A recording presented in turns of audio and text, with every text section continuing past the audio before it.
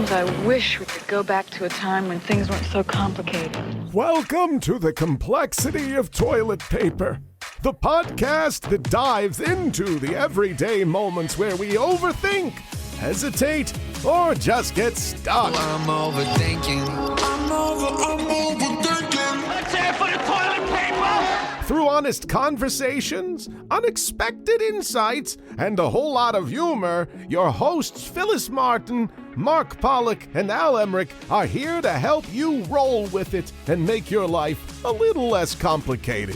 One conversation at a time. That's right, dude. The beauty of this is its simplicity. Speaking of which, it's time to enter the stall. Put the lid down, or not, depending. Get comfortable, and roll with it. Oh, worry not, dear friend. It's really quite simple. This is the complexity of toilet paper. Yeah, baby.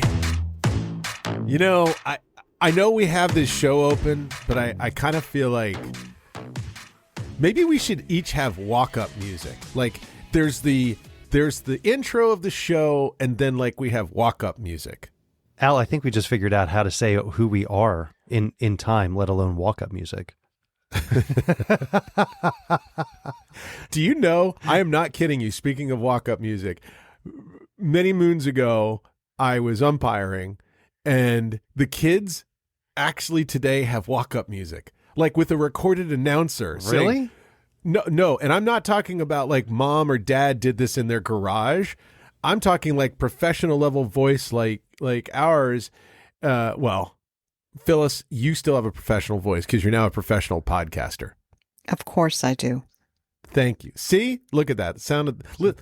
Just listen to those luscious tones. Anyway, The soothing yeah, it was sounds. like Going with Nell this. Betting, number 15, Mark Pollock, and it's got like, you know, some big beat music. It's kind of crazy. Wow. Yeah, well, Talk about complexity. right? I know. What just Can happened we just to go like play the game and have some Cracker Jacks and some soda or something? I'm going to spend the whole dang show thinking what my walk-up song would be. hey, If you were playing we baseball? Just even the podcast. Yeah, I was going to let's say. have keep it in walk-up the music to podcast. the toilet. Like when you walk into the bathroom, it's like Now coming to the stall. You Yo, two with your Phyllis, radio voice is so impressive. I'm going to use the song "Drop It Like It's Hot." Even with the two of you today. Oh, no. No. That's awesome. Hi, I'm Al Emmerich. I'm Mark Pollock. I'm Phyllis Martin. Maybe. And she may not make it. She'll make it to the show. I know she will. All right, so here you go. Today, Complexity fans, this may be the show with the most complex story that you've ever heard. This is literally complexity to the max. So I want you to imagine having to tell on your boss in a major way that's going to get them in trouble. You've known your boss your entire life, like since you were a child, like family kind of connection. Oh, and by the way, the person that's on the board of this company that your boss is the boss of, yeah, that's your grandfather, who's internationally, globally known, and your grandfather could get in real trouble. People could lose hundreds of millions of dollars, and oh yeah, people are going to jail, maybe even you, and your life could be ruined. Just another Tuesday. Have you worked in the nonprofit world? Like, what the hell would you do? I don't even know how to begin to process that. Like, that is some serious complexity. Wow. That's a Yeah. moral dilemma. I mean, Al, just listening to you say that, like the visual in my mind is the glass shattering. Like the glass shatters. Everything you know to be true shatters. And then you're left with, what are you going to do? Yeah, and that's the real story of Tyler Shultz, who is our guest, who will be joining us in the stall today. Tyler Shultz, if you've ever heard his name, it was probably because it was tied to Theranos.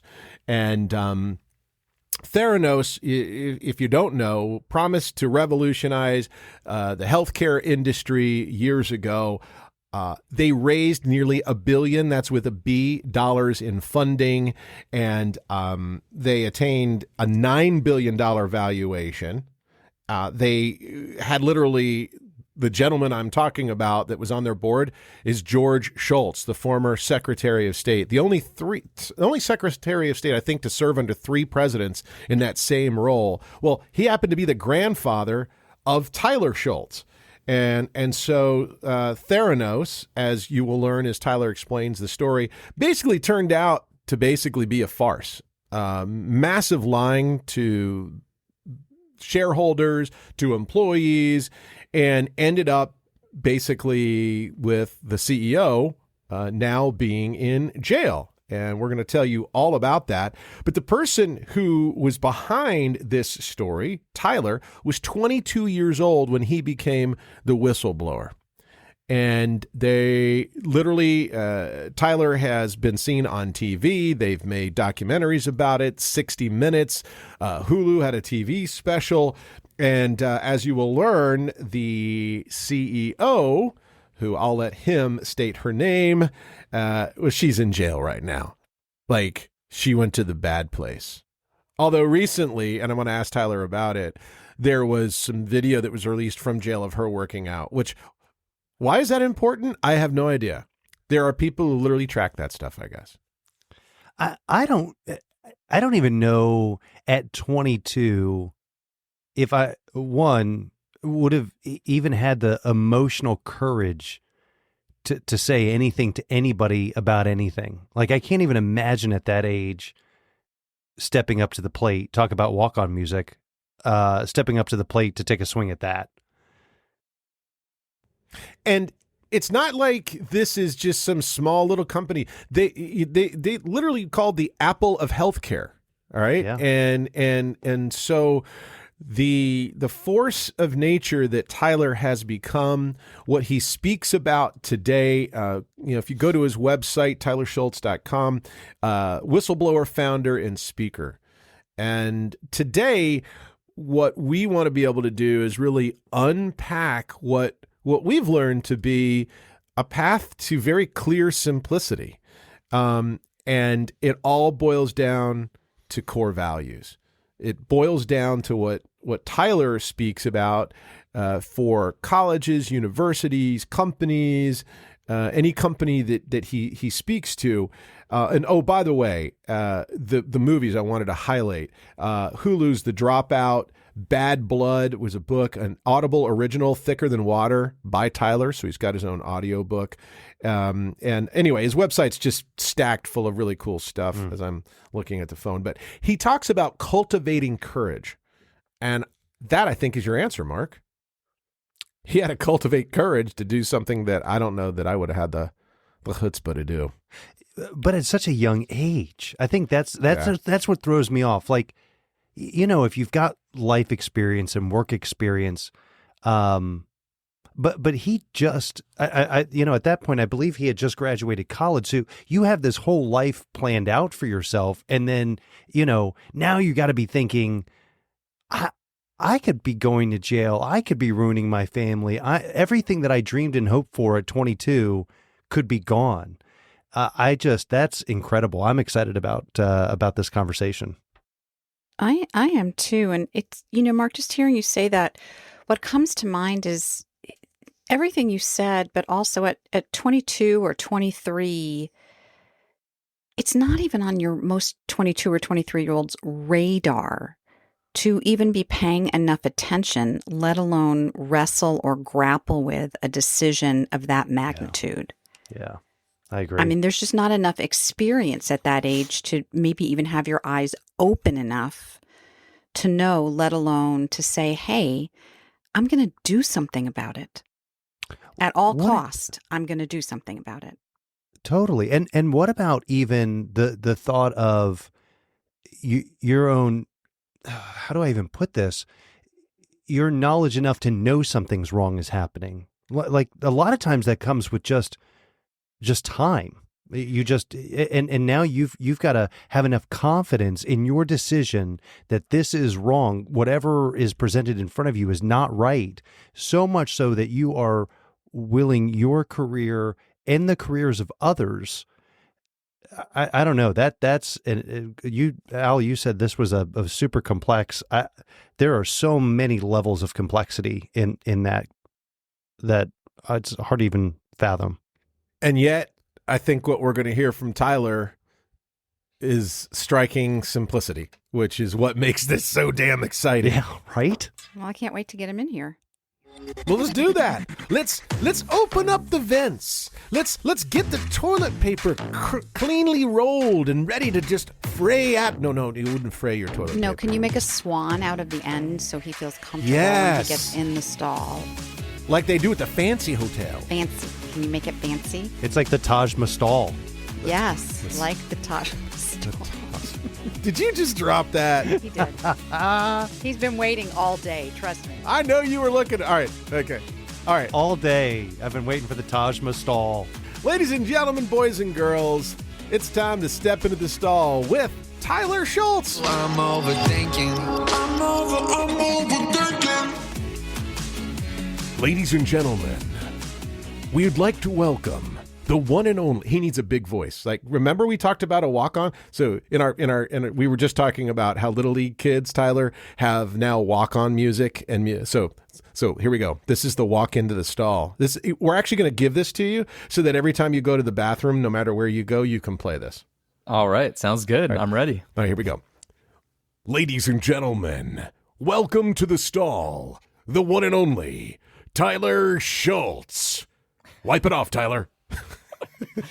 Sounds good. Happy to be here. I love when Al goes into his announcer voice. We have to live with this, Tyler. It's going to be good. We have to live with this. It's This is what we deal with almost every day. Yeah, it feels like you're living in a movie. It is. More like a trailer to a movie. It's and my dog doesn't even respond to me now unless I talk in that voice. So his commands all come in, sit, cash. Anyway. Wow. So Tyler, here's a question. Phil and I and Mark, okay, I'm lying because I know they don't think it's a good idea, but I was wondering, do you think it would be cool to have stall walk-in music? I mean, think how that would be. Like, seriously. Would you do that? Like, if you would you pay for that? Would I pay for it? Definitely not. Okay. Mark that from the promo. Would I tolerate it? Maybe. Depends what the setting is, I guess. I think the problem runs into as we all get older and have to go to the bathroom in the middle of the night. The last thing I need is like walk-on music when I walk in half tired, and then all of a sudden this music plays and scares the out of me, and then I'm like, great, thanks a lot, Al. I think I might. Who else are you waking up? I think I might need spa music if that's what this situation is going to be, so I can I'd never leave the walk bathroom in. if that was it. Just rain sounds, waterfall. Thank you, Tyler. Yes, that's what I'm talking about. And thank you, Tyler. And you see, here, there's the innovator, the entrepreneur. What you guys don't realize is it would be programmed based on the hour to play the right music. So like on Saturday evening at 7:00, it's like club music. On Friday night, it's rock, it's AC/DC. And like in the middle of the night, it's, you know, Yes, this is the best application of AI that I've heard so far. I denote a tone of sarcasm, but I'm not going to go with it. So anyway. I didn't realize I didn't realize this was a business pitch time. We're trying to fund a new company. Yeah, the hell with your stupid story. I just wanted to see if you would validate my idea. We're done. Thank you. That's it. You could do a Shark Tank spinoff called Toilet Tank. Oh, don't even. No. So noted. No. Yeah, That's it. There you go. Pitch. Oh, okay. So copyright. Pitch in the potty. Pitch in the potty. Pitch in the potty. Screw elevator pitch. It's a potty pitch. All right. Ladies and gentlemen, it sounds like maybe we know each other. Fortunately, I've had the opportunity to know Tyler, and we've all talked a few times getting ready for the show. But I met Tyler. We're working on almost a year now. Actually, it is past a year, I think. Oh, yeah, that's crazy. Yeah. So Tyler and I were both in a keynote speaking workshop that brought 6 people together who had never met each other. It was a cohort. For me, Tyler, one of the best experiences I've ever been a part of. Yeah, it was really great. Really great group of people. Amazing moderator. I don't know what you would call Chris, but Yeah. leader. And each of us bring our own stories, and then Tyler and I just kind of became friends, and then I began to learn more about his story. And when we explained your background briefly, Tyler, in the open, all three of us are just dumbstruck at how you've navigated everything.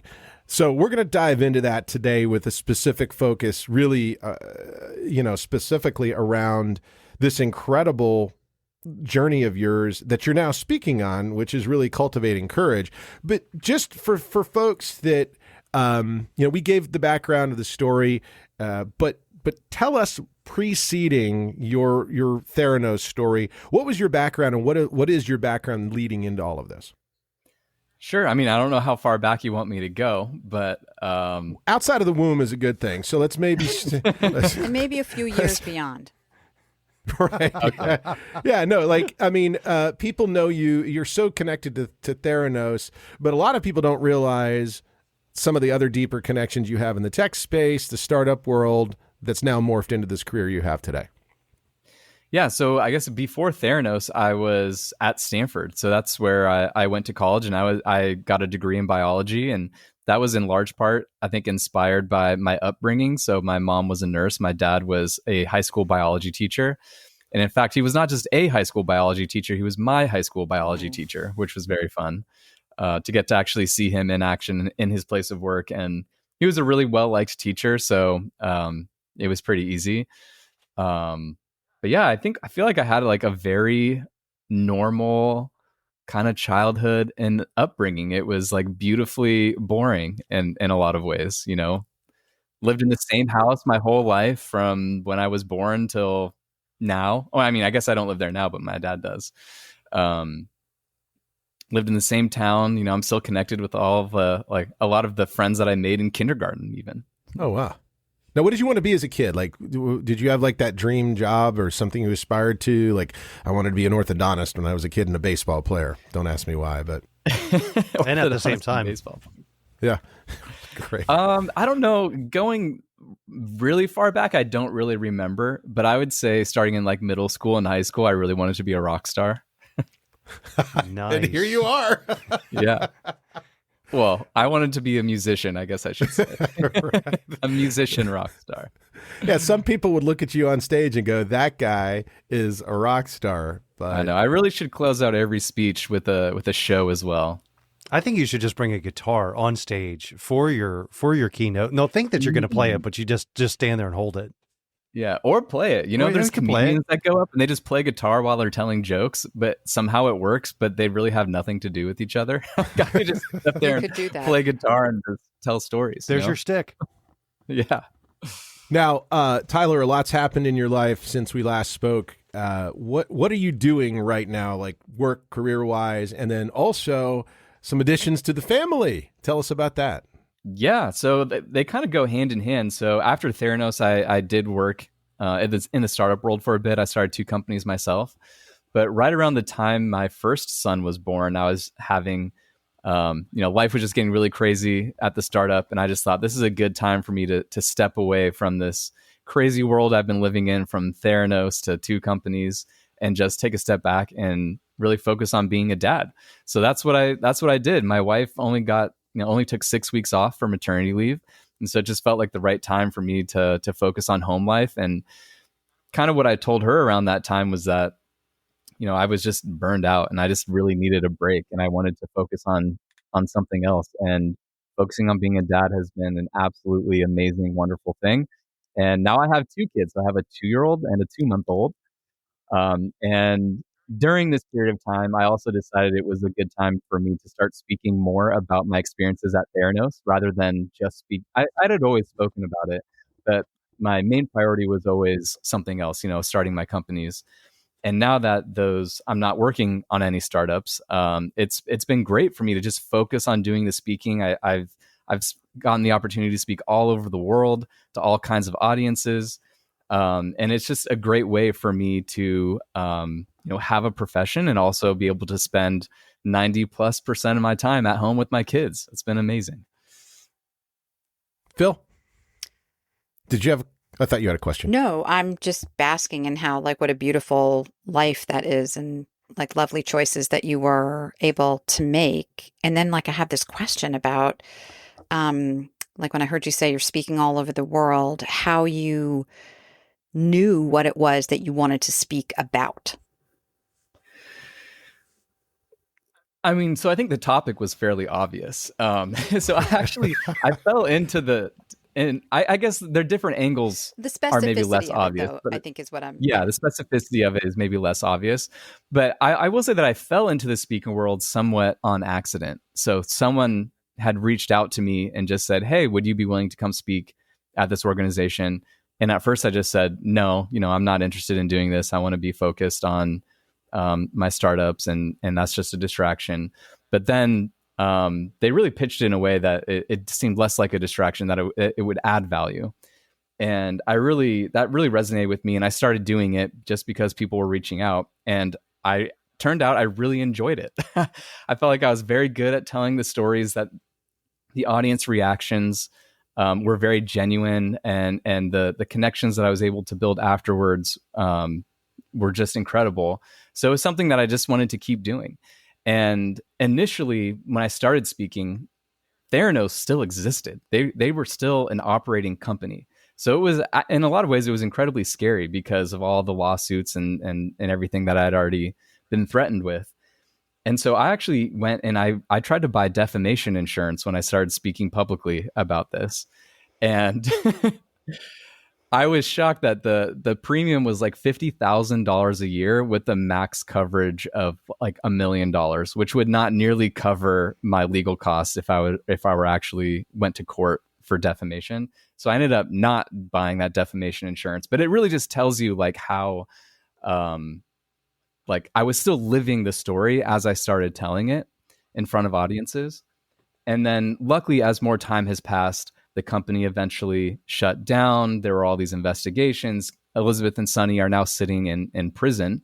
And so it has become much, much safer and easier for me to speak more openly about these experiences, which is another reason why I started doing it. So they went to prison almost exactly when my son was born. So just over 2 years ago. And then the topic around, I guess, like cultivating courage really came from this idea that in a lot of ways it is, I mean, maybe it's intuitive, but sometimes, and maybe in some ways it's not, but I'm often asked to go and I'm often invited to go speak about ethics. And while I think that there are a lot of elements of ethics in my story, I actually don't think that is like the center of it. And when I think about ethics, I think it's like when you have values that conflict. And the classic ethical dilemma is, would you steal a loaf of bread to feed your family? And you could have two, good people, educated, and they could debate endlessly on what the right thing to do is. Do you steal the loaf of bread to feed your family? That is a true ethical question. And I feel like what I was faced with was actually not an ethical dilemma at all. It was so obvious. It was a question of courage. And are you going to do something about it? And that is really the center of my story. And so that's what I wanted to go speak about, is both ethics, but also courage. Like when you see something that is an affront to your values, what are you going to do? And I hope that I'm able to inspire people to go do the right thing and stand up for their values and speak up about things. And so that is the goal that I have when I go speak. So let's do a quick rewind real quick from a timestamp standpoint, because obviously the meat of this show is about the unraveling of complexity. And my God, when we teed up the show, we said this is probably the most complex story that we've ever had on the show.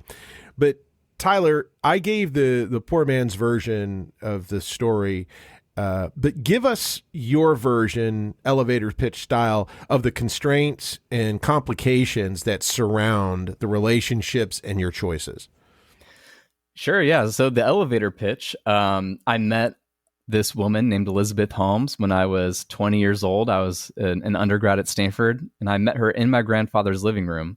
And she pitched us this vision for a company that she had. Not even a vision. She pitched us the company that she built when she was 19 years old. She dropped out of Stanford University and invented this technology in her uncle's basement that could test for anything that a central laboratory could test for, but just with a single drop of blood.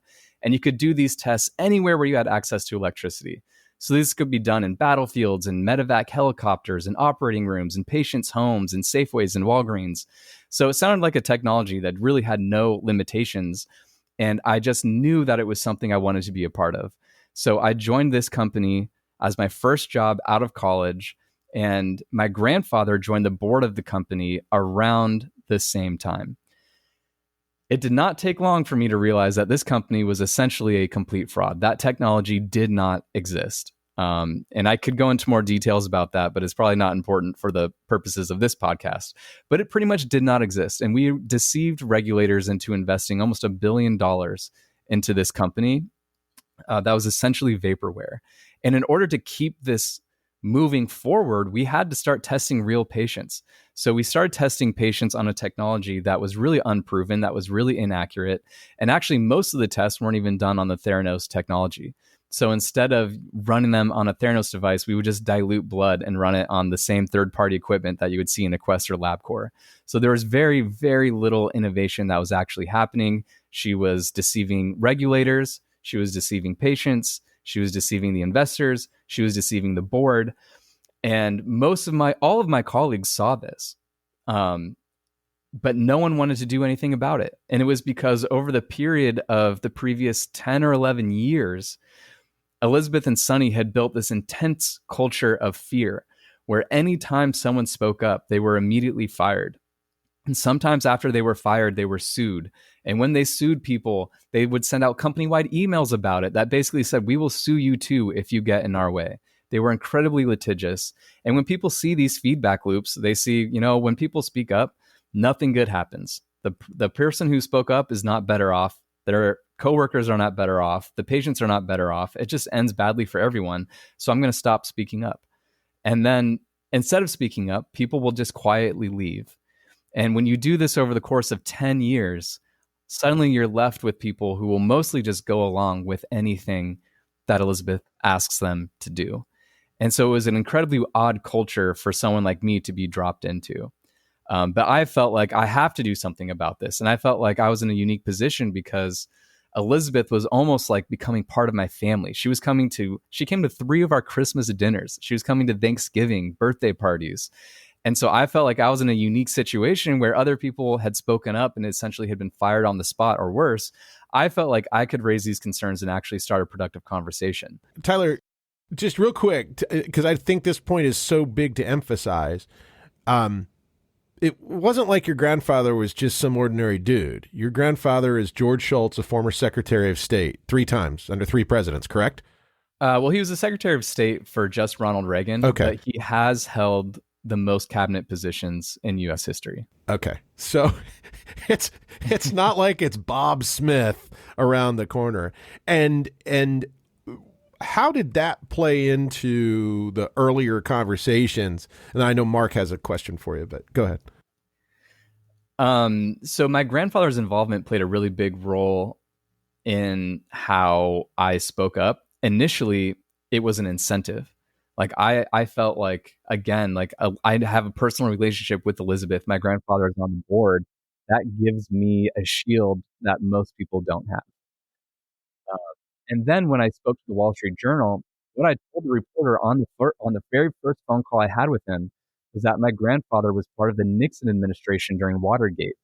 He was the Secretary of Treasury under Nixon. He was part of the Reagan administration. He was Secretary of State during the Iran-Contra scandal. And he made it out of both of those with his integrity completely intact. So I told this reporter that I knew if he was given the chance to make things right with the people that Elizabeth has hurt, he's going to take that opportunity. And I wanted to make sure that he had that opportunity before he passed away because he was 95 years old at the time. And so that was, again, of course, I was worried about patients and the harm being done to them. But part of my motivation was also to preserve my grandfather's legacy. So early on, it was almost a motivator for me to speak up. And I thought it would help me. Tyler, how long were you working at the organization till you made that decision? Because you said that there was a big turnover. People would silently leave. People weren't quitting because they speaking up because they would get sued. But how long were you there till you realized that there was an issue, and coming back almost to the complexity piece of that. How long did you sit on that? And how long did you have to sit on that and think on that before you made that decision? So it became obvious that things were wrong on my very first day as a full-time employee. Wow. It was not hard to figure out. Okay. There were huge red flags on my very first day. So my first day happened to be the day that we launched the product after being in stealth mode for 11 years. But on that same day, I learned that even though we had quote unquote launched the product, that we had 0 tests that were validated on the platform. So anything that any patient who walked into Walgreens that day, first of all, would not get a finger prick. They would get a needle in the arm. And then none of those tests would be run on the Theranos equipment. We would either just send the blood out to other labs to do the testing, or we would dilute it and run it on standard equipment.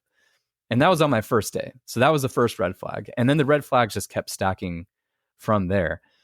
But you have to remember, I was 22 years old. This was my first job out of college. I had no other reference points about, how a lab is operated, how companies operate, how what it's like to work at a startup. I had no point of reference, and I was just surrounded by people who were going along with this, right? Sure. People who were senior scientists, people who had been published in Nature, people who had, people like Sunny, who had made millions and millions of dollars with past businesses. And so I initially had this feeling like I have to be missing something. Like Sure. I have to be missing something here. And I also really trusted Elizabeth. So I thought that her intentions were good.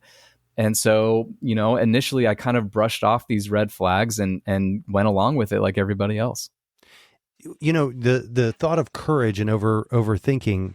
So, you sat on it for a while, you watched, you saw more red flags.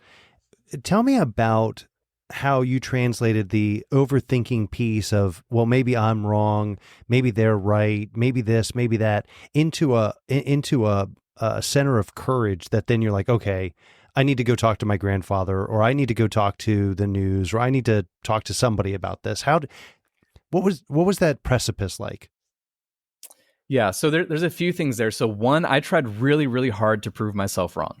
So that was one thing that I did really well that I absolutely needed to do because it gave me 100% confidence in myself and in my convictions.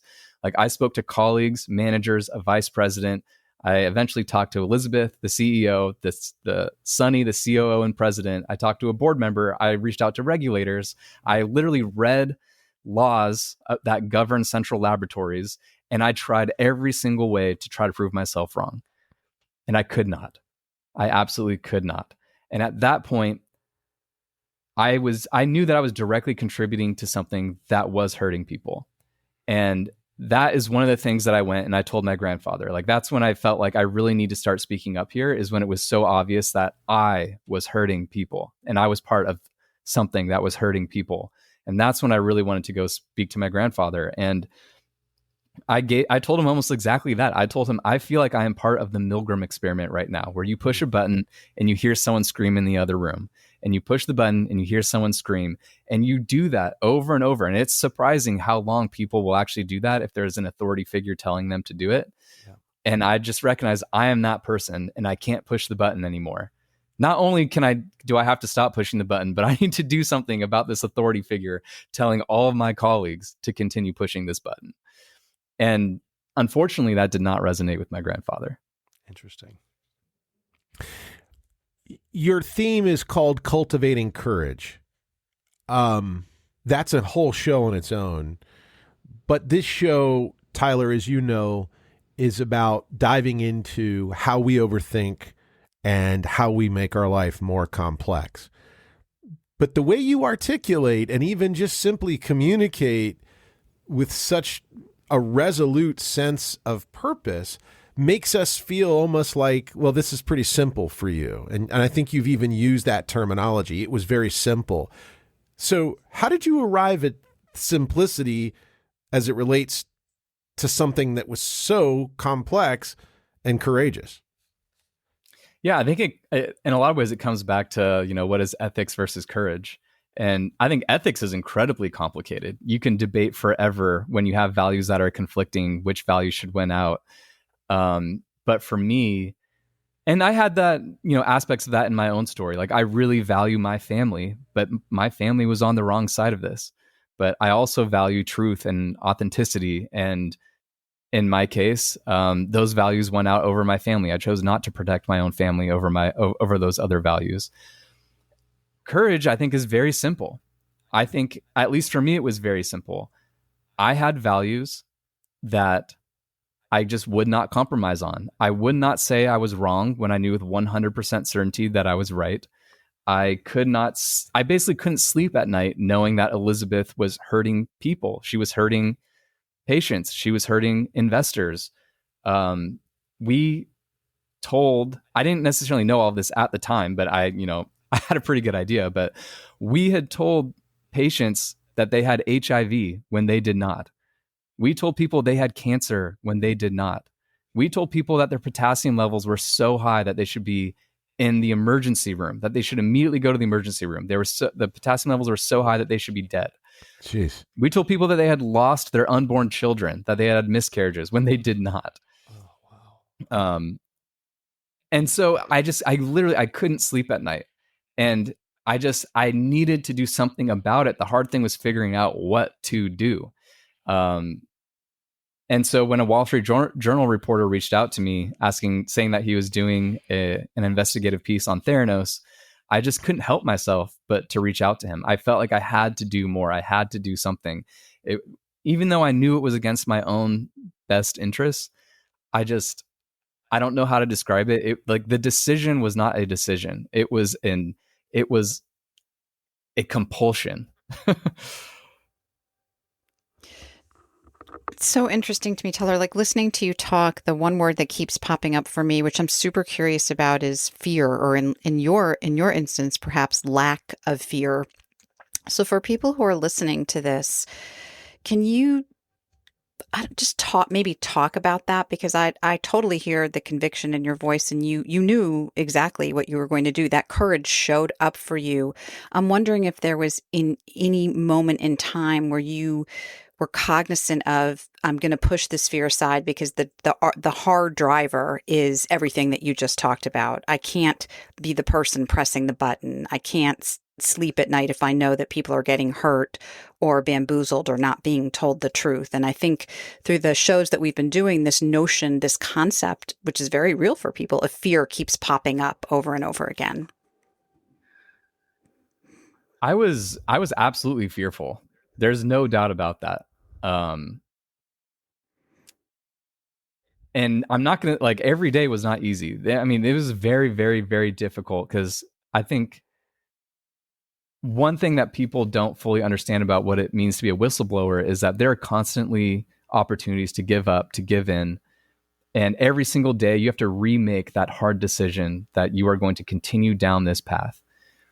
But I was incredibly fearful that that path was not going to end well for me. I knew with 100% certainty that I was right, but that did not mean I was going to win. That did not mean that I was going to come out on top against Theranos and their, hundreds of millions of dollars of cash and their high-paid lawyers and their Department of Defense, loaded board members. I actually thought that there was a very good chance that I would lose this battle. But I thought that it was one that was worth fighting anyway. I felt like this could be the most important thing I do in my entire life.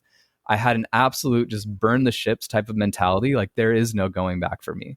This is what I'm going to do. I'm going to spend however much money I have. I'm going to spend what it takes. I would move to another country if I needed to. I would start a new career. I would go get a new degree. I just felt like the things that are important to me, Theranos could not take away.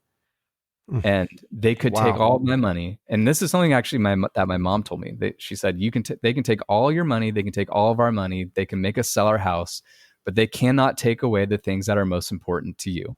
They cannot take away your youth, your creativity, your education, your drive, your family, your friends. The most important things in this world, they cannot touch. And that is incredibly empowering. What a beautiful, sorry, Mark, I know I just have to, what a beautiful tie-in for your family connection. Like that must have been everything as it relates to the support and yet the risk your family was facing. Yeah, absolutely. Even though my grandfather, was fighting against me at that point in time, it was incredibly comforting to have my parents 100% on my side through thick and thin. Even when I made it really hard to be on my side, when they could not understand the decisions that I was making, they made it clear that they were always there for me, that they would sell their house to pay for my legal fees, that they believed everything that I said. I don't know. I don't know if I could have continued moving forward without that type of support. That's, I mean, I just don't even, I don't even know how to put that into a box to say that's, I'm just going to go to my question because I don't even know what to do with that. It's so heavy. My question is this.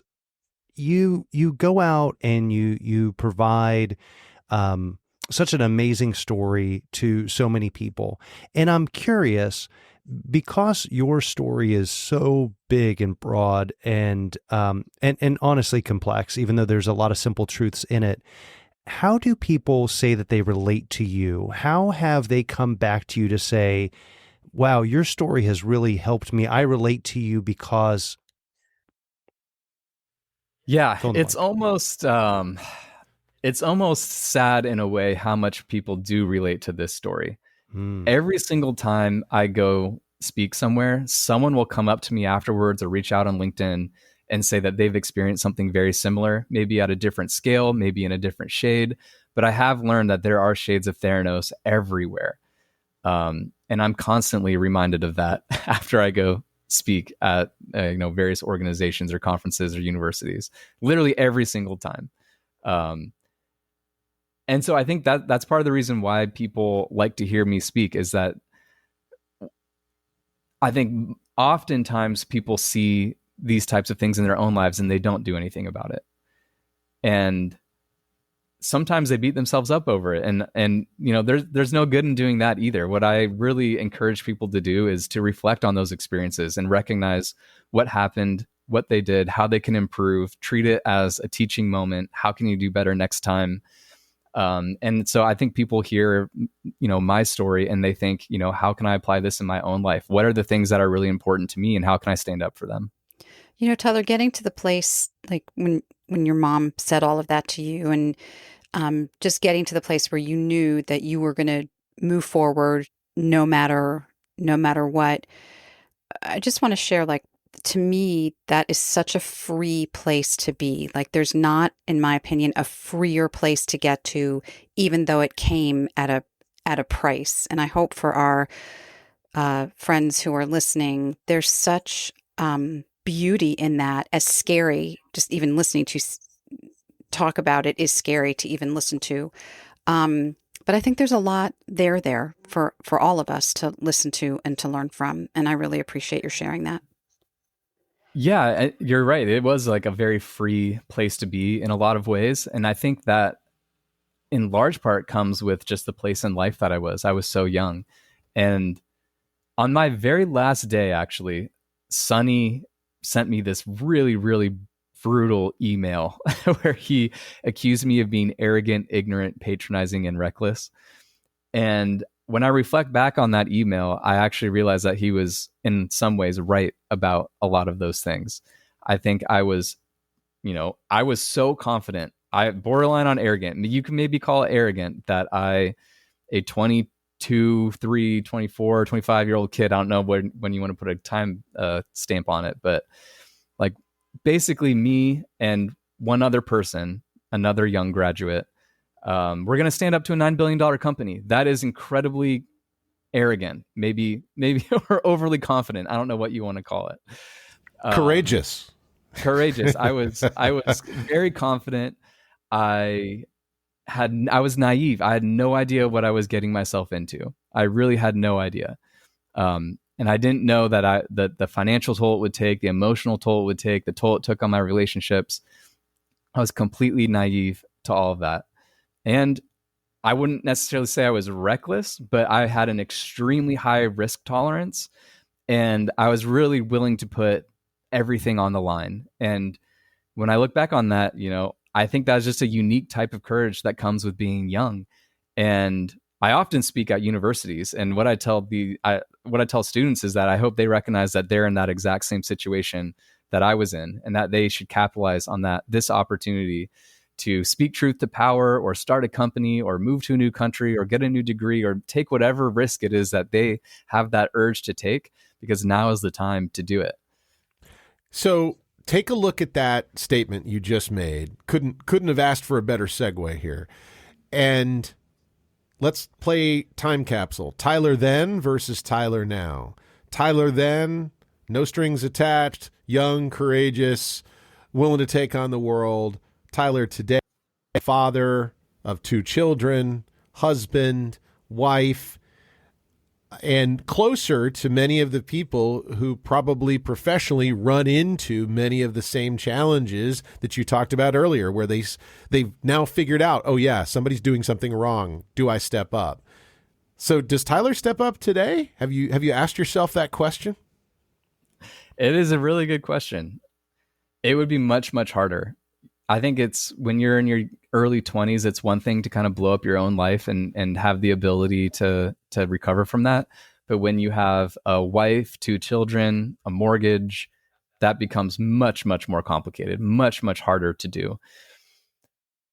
I would like to think that I would still do it, but I would probably just do it in a different way. I would do it in a more responsible way. And there were ways for me to speak up without causing as much strife in my life as it did. I was just unaware of those avenues when I was in my early 20s.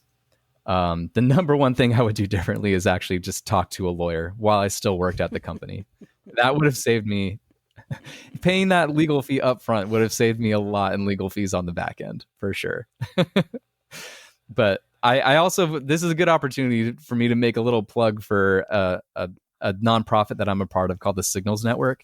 And what they do is they support whistleblowers in all kinds of ways. They connect them to reporters. They provide legal counsel. They provide psychological help. We've even connected whistleblowers to safe houses to safely escape countries.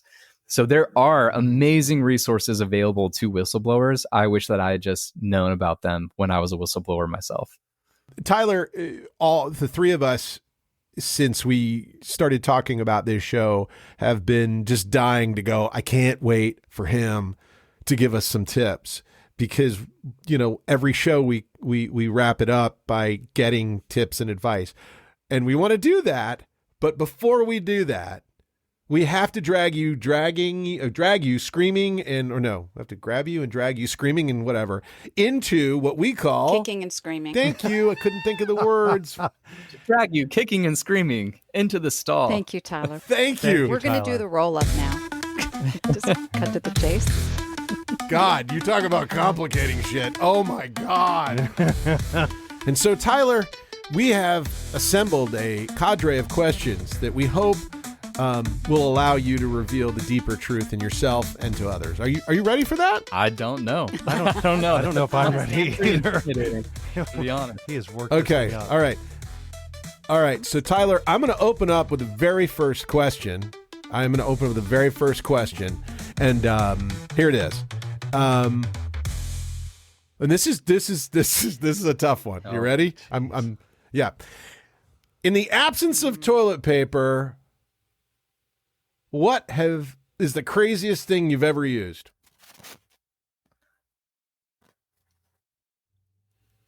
I don't think anything that crazy. Probably a leaf. Camping. That's like really as crazy as it gets. A leaf? Have you used something crazier than a leaf? I did once. No, it's not that bad. I used a box. I used the tissue box. It was not comfortable, but I used the tissue box. Yeah, I used the tissue box. All right. Okay, Alif. All right, there you go. Who wants to go next? What's your favorite toilet time activity? Ooh, favorite toilet time activity is probably just like reading about fantasy football, at least at the moment, because drafts are right around the corner. I'm like, yeah, trying to baby. get the fantasy football news, maybe doing a little mock draft or something. Yeah, Al's been talking about fantasy football for like 6 weeks now, so I hear you. Every day. We're going to do a show on the complexity of being a fan now because of fantasy football. So yeah, actually, my brother's coming over to my house tonight, and we have a draft with my wife and my brother and some friends. So that's why it's top of mind. Fun. Will you be the host with us that time? Will you fill in? Because Phyllis and Mark have no desire to do that show. Mark, we just got kicked off our own show. Al. That cuts really deep, Al. Not as deep as a tissue box. All right, Mark, go ahead. All right, Tyler, if your bathroom could sum you up in one word, what would it be? My bathroom could sum me up in a word. I would probably say quick. I don't like to spend a lot of time in the bathroom, to be honest. Nice. Well, I mean, you're doing fantasy football stuff in there, so I don't know if those two things equal out. So, I could drag out, but generally, I like to be in and out. I was going to say. Okay. All right, before we get your advice, last one. It's a standard in the show. Over or under? The roll. Oh, I have to say under, which is a bit controversial. He may be the first guest that ever said under.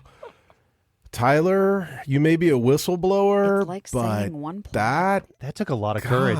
It did take courage, It Mark. takes a lot of courage. Because you could have lied, because you know what the answer should be, but There's no nothing- judgment. There's Why? judgment. No total judgment. There is no advantage of over versus under. Yes, there is. What is one advantage that over has over under? It's easier. In what way? It's like a 3 inches closer. Go, Mark. Go. Well, no, the paper, if you have it under, the likelihood after you pull it, it's going to roll out some more. And then you've got a longer sheet just kind of dangling there that doesn't know what to do with itself. Physics says that it's equal. You're pulling, the physics doesn't know which side you're pulling on. Scientists, data guys, biologists. This is the last time we're having a Either biologist side, on and the you're show. going to have the same amount of force pulling down on that toilet paper. I'm testing that tonight, Tyler. I'm calling you. I'm going to test that while I'm in the bathroom and call you. We're going to FaceTime it. For me, the biggest difference is that if a toddler runs into the bathroom and starts hitting the toilet paper roll and spinning it, if it's under, it spins and stays in place. If it's over, it all rolls out. We're going to we're going to find awesome. Mark tomorrow, like in the bathroom, covered in toilet paper. He's going to stay in there figuring it out. Yeah, it'd be like a toilet paper mummy. All right, awesome. By the way, bonus question here really quick. Tyler, since you do have two youngins, is there a lullaby song or activity with the kiddies that you particularly enjoy or is more popular than others? Well, my 2-year-old loves the Grateful Dead. Whoa. So we usually sing Sugar Magnolia. Unexpected. It's like the first thing when he wakes up in the morning, last thing he asks about when he's going to bed is to play Sugar Magnolia. And we can listen to him singing it in his tent, in his little slumber pod when he's going to bed. Yeah, I did not see that one coming. No, that's a total left. But I field. like it. Yeah, Teletubbies, you're out. Sorry. It's the Grateful Dead. They're back. Yeah, I think my next attempt at becoming a rock star is going to be rewriting Grateful Dead songs to be child appropriate, because my son does love the music, but I don't really want him singing about hookers on Haight Street and cocaine. So I've rewritten some of the lyrics because he does sing the words. That's awesome. Oh my God, that's funny. Tyler, what we'd like to leave our guest with, our listeners with, is some tips, right? So you talked about being relatable and people come up to you, and that there's a lot of folks out there listening, and the theme is courage. So whether it's 1 tip, 3 tips, 5, whatever you feel is appropriate, what would you like to leave the audience with today? I think it's actually very simple. Define what is important to you. What are your values? And I think if you ask a lot of people, what are your core values? What are the most important things to you? They might actually struggle just to answer that question. But if you take a few minutes or a few days or a few weeks and really think about that question, what are the things that are most important to me? And you really internalize them, then you'll recognize when they're being compromised. And you'll recognize when you're in these situations where you're in an ethical dilemma, or maybe you're in a moment of courage. And then you'll see what you do, and then try to just keep growing from there. And Tyler, in the light of adversity, what tips can you give our listeners on how to really hold on to those values when it seems like maybe the easier path is to just let them go and kind of walk to the wayside? The best advice that I can give is just to practice on the small stuff. Like, I don't think anyone can walk into a Theranos level moment of courage and necessarily succeed on the first try. I think it takes a lot of practice. And so that's why I mentioned earlier about like recognizing when your values are being compromised and taking those moments of courage as almost like practice reps, no matter how big or small they are. And then you'll be ready for the big one. Like, that really just reinforces what your values are. It shows that you stood up for them, and then it prepares you for the big one. What an amazing concept that I've never even thought of this way. Practicing on the small stuff as it relates to values, but also that relates to really practicing, or in your term, cultivating courage. I mean, most people would think, oh, you either have courage or you don't. But the idea that you cultivate it, it's a brilliant concept. No, I say it's a muscle that needs to be worked out. And the first way to start working that out is to recognize when you're in that moment of courage. And I think a lot of people don't see them, or at least I feel like either they seek me out or I'm hyper aware of them, but I feel like I'm confronted with ethical dilemmas and moments of courage all the time. It's like being present, you can't hear, see, and smell what you're not aware of. Mm-hmm. And if it's what a beautiful analogy, man. It has been amazing in the stall with you. What is the best way for people? We're going to put this in the show notes and things like that too, but what's the best way for people to follow you? And is there anything, coming up in the rest of this year that, you really want people to know about for you? Well, I'm very responsive on LinkedIn. So if anyone wants to reach out on LinkedIn, very likely you will get a response from me. Aside from that, I also have a website people can visit to kind of see more about what I do, and they can connect with me there. For the rest of the year, I'm pretty much, just hitting the speaking circuit. So I'll be out and about. If people want to hire you to speak or have you speak, they just get you through either the LinkedIn or that, or is there a special place? They can see your demo on your website. It's a great reel, right? Yeah, just come through the website. Awesome. Pretty simple. Yep. And he is responsive. And even though he is an under guy, that's all right. We'll let that one slide. We'll let that one slide.